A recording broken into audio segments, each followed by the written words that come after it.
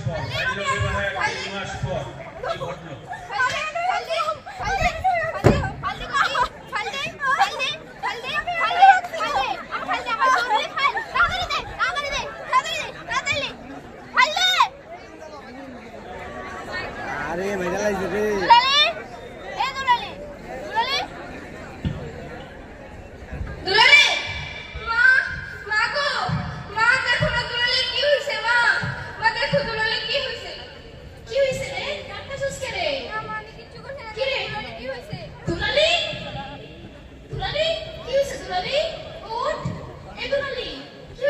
চেয়ারটা একটু সরালেন, চেয়ারটা একটু সরান।